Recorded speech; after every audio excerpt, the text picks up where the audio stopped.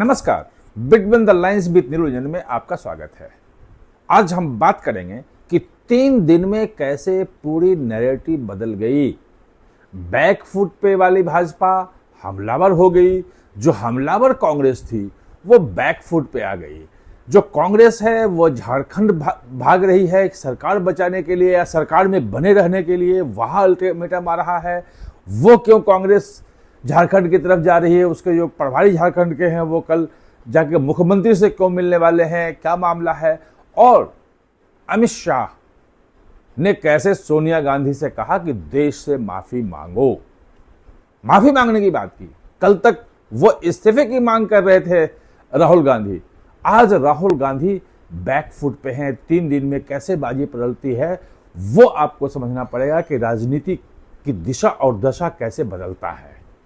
Between the lines in तमाम चीजों को हम समझने की कोशिश करेंगे।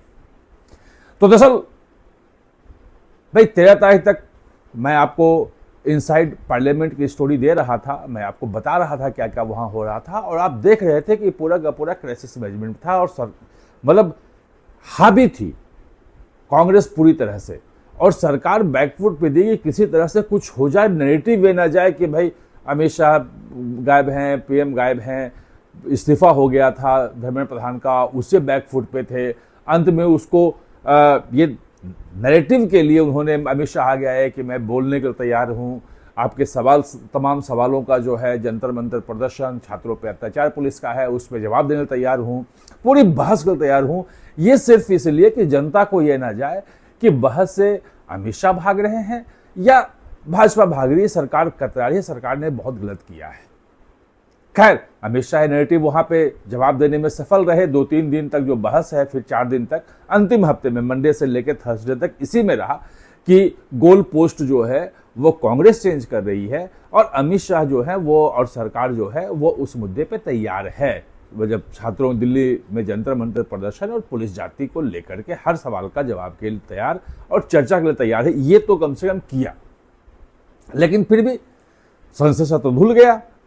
जयराम रमेश का आपने वो सुना प्रेस कॉन्फ्रेंस, कहा 5 बड़ी उपलब्धि है, 5 बिल हमने रोक दिए हैं, बड़ी उपलब्धि हमारी है।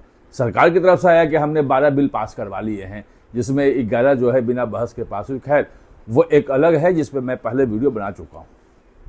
अब जो बात है ये कि 14 तारीख से ही गलतियां जो फिसलन होती था, राजनीतिक फिसलन, और जो गलती हमेशा राहुल गांधी करते हैं, सोनिया गांधी जो गलती कांग्रेस करती रही, जिसके कारण से बार बार जो है वो उसका फायदा जो है लेने में अमित शाह और मोदी चूकते नहीं है, उठा ले जाते हैं, भाजपा उठा ले जाती है।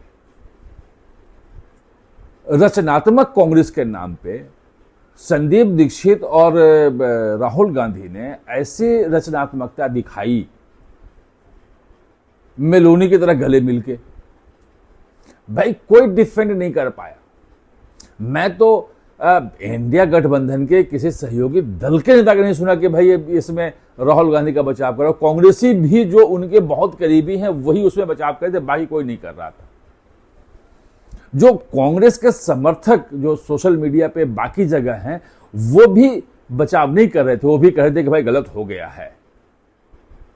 वो अलग बात है कि फिदेल कास्ट्रो वाला जो है वो बीजेपी के आईटी सेल की तरफ से आ गया, बाकी सब करने लगे तो उस पर सफाई लगी कि भाई वो तो बहन के रूप में था, ये था। लेकिन कुल मिलाकर के ये कि जो नैरेटिव जो सेट हुआ था छात्र आंदोलन के कारण, और 20 तारीख को जो 20 जुलाई को जो प्रदर्शन हुआ, उसमें जो जाति कथित रूप में हुई, जो हिंसा हुआ, उसको लेकर के जो चीजें चल रही थी, और सरकार धर्मेंद्र प्रधान के इस्तीफे के बाद बिल्कुल बैकफुट पे थी।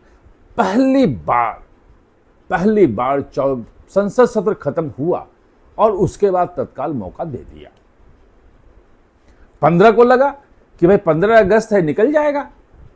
अब कांग्रेस के जो भी रणनीतिकार हों या रणनीतिकार सिर्फ एक ही हैं, वो जो हैं वो आपके राहुल गांधी हैं, जो वो चाहते हैं पूरा कांग्रेस में वही होता है।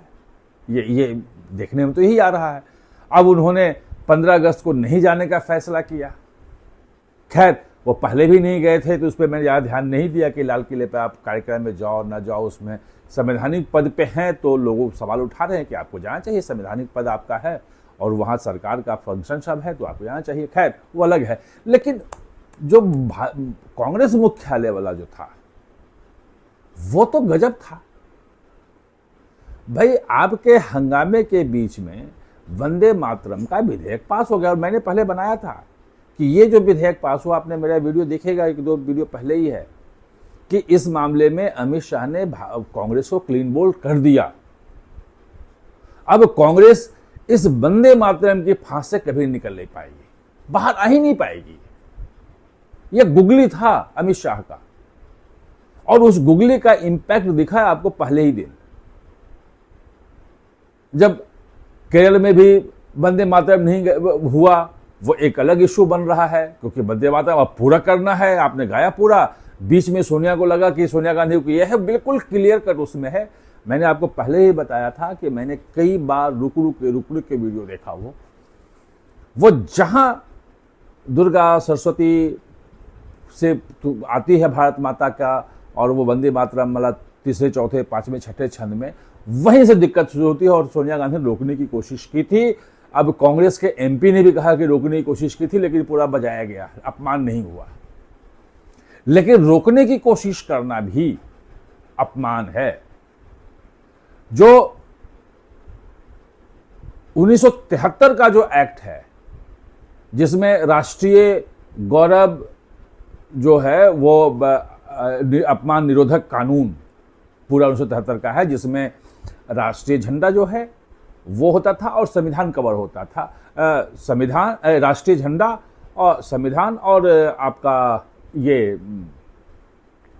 राष्ट्रगान जनगण मन। अब उसमें शामिल हो गया है ये राष्ट्रगीत भी।